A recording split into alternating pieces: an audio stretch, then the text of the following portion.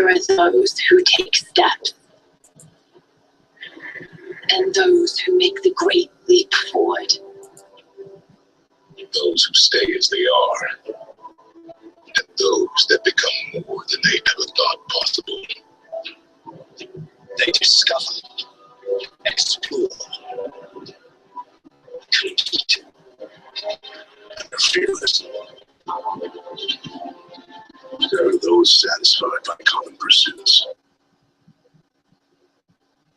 Hello everyone, welcome to my channel where we talk about the things we love like gaming, shows, and anime. So, here we are. You read the title of the video. We all know that GT sucks ass. Worse than every second of those filler episodes with Garlic Jr. Yeah, when you say that you would rather watch those filler episodes than a single episode of GT, you know that's a huge pile of gorilla feces combined with fresh cat turds without kitty litter. So a lot of people hate the series, but then there are also those who support it and say it was entertaining. I don't know why anyone would say such a thing, but in case those GT fans don't know any better, here is a list on 10 reasons why GT sucks and why we hate it no matter what you say. There are a shitload of more reasons, but I chose the main ones that scarred the name so bad. So let's begin the list with number 10, Goku is a kid again. After all that Goku went through growing up, after all the training and opponents he fought, why the fuck would you turn Goku into a kid? I know that the only true reason to why they did this was because they wanted to copy the Dragon Ball series. This is the stupidest thing to do at the beginning of the series. When I saw this as a kid, I was pissed. I thought the show was going to be better than Dragon Ball Z because it was a sequel, but it was so wrong. This was done to make Goku weak so that the next opponents he takes on aren't a bigger threat than Buu. But if you can't come up with a bigger threat than Majin Buu, then why the fuck would you make a sequel to Dragon Ball Z? I hate this. Goku became a true badass as an adult, and now we gotta see him act like a 4-year-old all over again. I don't have a problem with Goku as a kid, but when you downgrade him after all he went through in the entire Dragon Ball Z series, that is a massive slap to the face of every Dragon Ball Z fan. Number 9, character changes. I couldn't believe what they did to every single character of the series. They fucked up everybody. Goku, as we saw, is now a fucking kid. Gohan looks nothing like he did in Dragon Ball Z. Goten looks nothing like he did as well. In fact, they both look identically the same in GT. I don't think any of us can tell the difference between them. Trunks looks like a fruit. I mean, seriously, what's with his wardrobe? A trench coat with shorts on and boots? Not to mention a cowboy scarf? Why the fuck would he wear that? Shouldn't that be the last thing he would want to wear, since Android 17 is probably the last person he would ever want to look like? Now, let's look at Master Roshi. Why the hippie look? Where's the turtle shell at? Why is he not wearing the same glasses?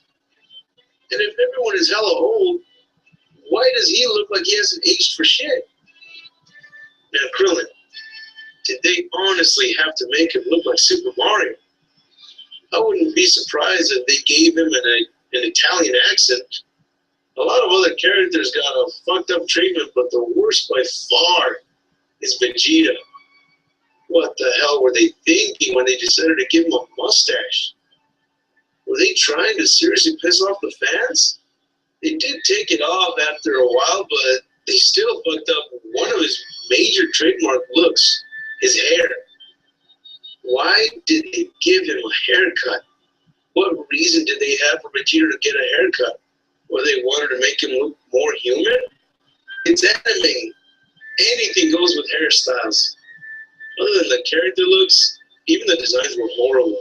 They all looked like they were a plastic shiny puppet. If you really look at the details, you'll notice that none of the characters look anything close to what they should have looked like. Number 8, Super Saiyan 4.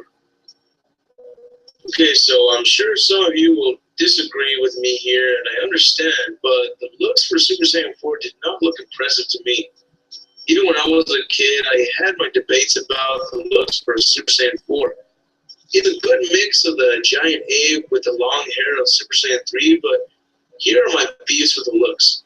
The black hair makes it look like it isn't an improvement over the Super Saiyan 3 look. In fact, I don't think you can call it Super Saiyan when the hair isn't shiny gold. Then the random eyeliner, really? The gold colored pants are a stupid way of replacing the golden hair. The hairy arms, back, and stomach do look interesting because it does look like an ape transformation, especially with the tail. But again, the best way I can say this is that the designs look great if it wasn't called Super Saiyan 4 because it doesn't look anything like a Super Saiyan. It looks great for a transformation that a different character could have taken instead, like an evil Saiyan version transformed into a Super Saiyan. Then this would look great for a darker side of a Saiyan. Number 7, the music. The music in Dragon Ball and Dragon Ball Z were amazing. They are so good that I even bought the soundtrack score of the series. But the music in GT, what the hell was that? It sounded like the music from movies that came out of Sci-Fi Channel. The movies that looked like they had a budget of $19. It is so bad. I don't know why there are still fans of the GT series when the fight scenes don't have a good background song to back it up. The music in Dragon Ball and Dragon Ball Z fit perfectly on every scene to fit the tone of the situation. I mean, they fit so well that there are some parts of the show where my ass would even cry. I shit you not. But the music in GT, I guess you could say it does fit in well with its stupid, retarded scenes and disappointment. Number 6, everyone is weak. Enough said. Okay, so I gotta explain this, even though if you saw the series, you would clearly understand what I mean. But all the characters in GT are extremely weak. Goku has a small reason to why he's weak, because he's now a kid. Well, what about the rest? I want to start naming off characters, but like I said, every character is weak. The only reason to why that would be possible is that it's been so many years after the Buu Saga and everyone has stopped training, so it would be understandable to why they all became a Gohan. But no, when Gohan stopped training after the fight against Cell, he fought against Dabura, who happened to have about the same or barely less strength than Cell, and Gohan was equal to him. I bring that up because I'm trying to let you know that after so many years of no training, the Z fighters don't get ultra weak. They either stay the same or barely lose any power after so many years. But why is it that when Vegeta goes up against Android 17, he gets his ass kicked? Why is it that all the characters are struggling against the weakest opponents ever? One of the parts that truly pissed me off was when Goku was taking on a giant worm and he used his strongest attack, the Kamehameha, and it didn't do shit. When I was a kid and I saw that scene, the first thing that came up to my mind was, wait a minute, so you're telling me that this worm can defeat Frieza and Cell? Because that's what it looks like if Goku can't put a scratch on it with his strongest attack.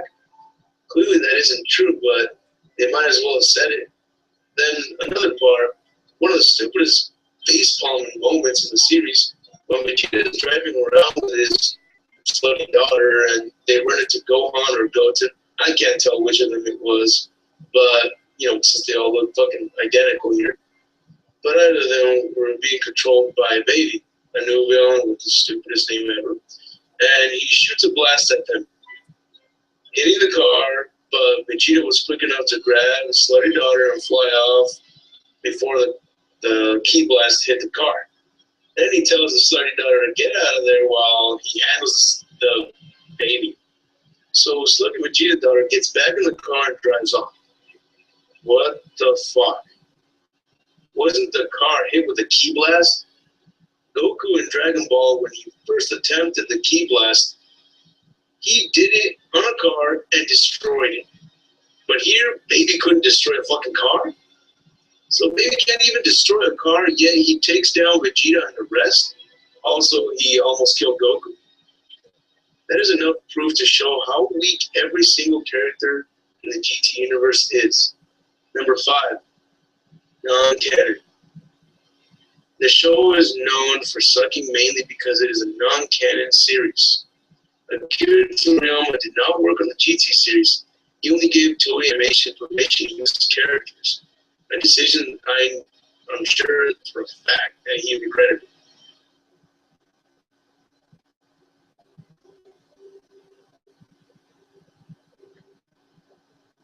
There are those who take steps.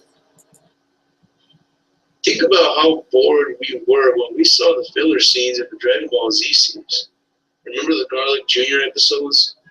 Those are fucking horrible, and they weren't a part of Akira Toriyama's manga. So when you make an entire series, and it's all one giant filler, what do you expect is going to happen? When you make a series without Akira Toriyama working on it, you know you're destined for massive disappointment. Number 4, storyline ripped straight off of Dragon Ball. The funny thing about this show is that when I first saw it, I was about 10 years old. And even there, I was saying the exact same thing as I am now. Usually when I see something as a kid, I don't usually notice that something was bad. I caught the fact that Dragon Ball GT was an exact rip-off of Dragon Ball. Think about it. In Dragon Ball, Goku takes on Demon King Piccolo's children. Don't the dragons from GT look exactly like those ones? Then Goku kills Super Android 17 by piercing through his body. Just like how Goku pierced through King Piccolo's body in Dragon Ball. You see what I mean? These fuckers couldn't even come up with their own material. Instead, they ripped off almost everything from Dragon Ball. Number 3, plot holes. Dragon Ball and Dragon Ball Z had their share of plot holes. But if you thought they had plot holes, you should see how many there are in GT. It's embarrassing.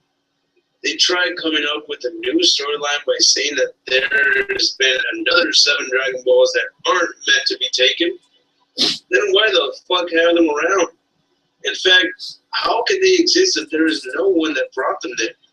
The Dragon Balls are a part of Kami, so who set these ones down if it's not a part of anyone? Don't give me that shit about maybe it's Kami that put these out as well, because that's just plain silly and retarded. Then later in the series, they say that Dragon Balls are breaking and unleashing evil dragons based on each ball because they have been used far too many times. Really? Is that just your excuse of having dragon-looking enemies just like a Dragon Ball? Bet we call that motherfuckers. If we wouldn't realize how much you ripped off Dragon Ball, I think the creators turned themselves into kids. The only plot holes I can think about in Dragon Ball and Dragon Ball Z are the tie-ins with the movies. And since we can't really tie them into the series, then we like to think that they're a part of a different universe. But here, when all hell breaks loose in Earth, they include the villains from the movies like Cooler. Man, this GT is such a fucking mess. Number 2, plot lines. So we talked about the plot holes. Now let's get down to the bigger mess, the plot lines. Turning Goku into a kid was the start of a retarded storyline. Fighting opponents weaker than themselves and being afraid of them is another. Hiding from weak-ass enemies, fighting giant worms, and getting their asses kicked by 3 little fellas in red spandex who dance off and make you dance with them. What the fuck was that? I'm glad Team 4-Star made a joke about that in the Bardock special where he sees the future enemies that Goku takes on after Frieza, and when he sees the enemies get stronger and stronger, except for when it reaches these guys, priceless. I'm not done. It gets worse. What the fuck was up with the reason to how the enemies from Hell arrived at Earth? Oh yeah, the way they make this happen is by saying the same thing out loud and having someone in Hell say the same thing as well. Are you fucking kidding me? I'm pretty sure people in Hell say fuck a lot. I'm sure more than a billion times that they said that word while we said it at the same time. So what does that mean? Hell can break loose right now? Jeez, how did these fuckers make the series happen? Did Toriyama not look at the storyline?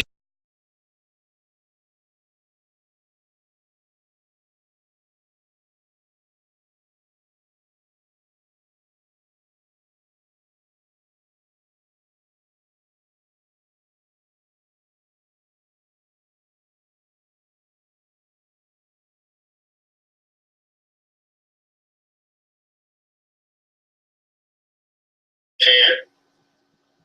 This bitch had to be number one. GT had so many fuck-ups, but Pan was their fucking worst of all.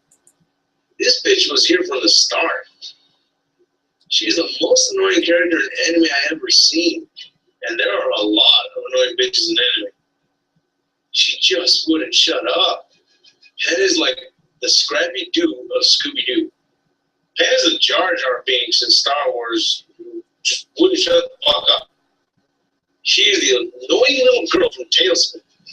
She is like Mr. Satan if he never got what he deserved. Imagine that shit. She was the real shit-flavored bubblegum stuck underneath your shoes that just wouldn't peel off. Fry Pan was the reason why I hated the show from the start. Her voice is annoying no matter what dub you're listening to. And the one thing that adds the cherry on top of that turd-covered sundae is that Pan is the only character who did not die. And I mean at all.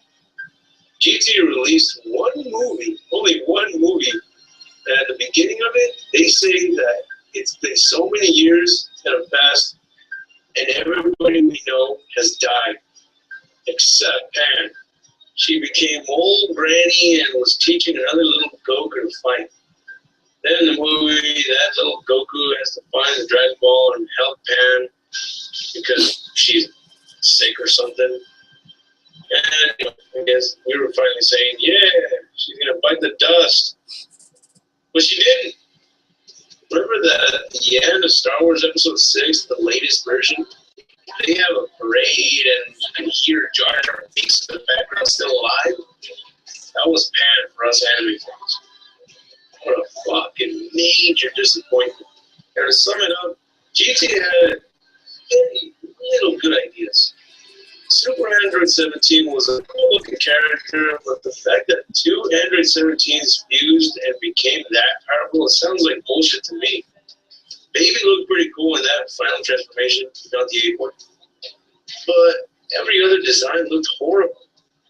The Super Saiyan 4 transformation does look pretty cool, but it doesn't look anything like a Super Saiyan. It should have just been like an evil Goku instead.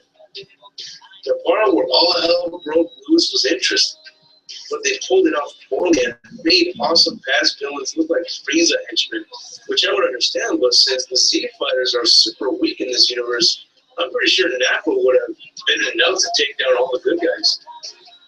I'm not exaggerating either. Remember what happened to the Key Blast in the car?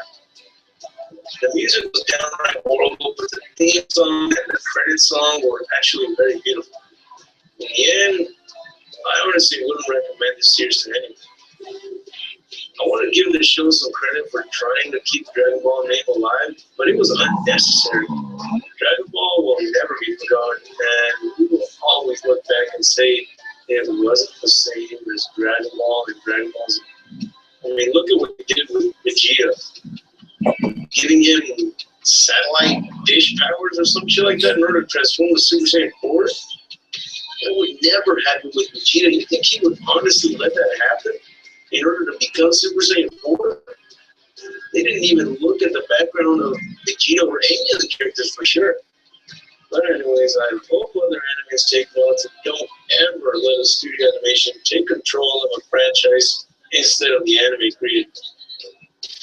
Well, luckily we got through this list without breaking shit out of frustration. So that's it for the top 10 list. I hope you enjoyed the video. If so, give a thumbs up. And if there are any other reasons why you hate the series, let me know in the comments. And if you want to see more of my videos, be sure to hit that subscribe button. And let me know when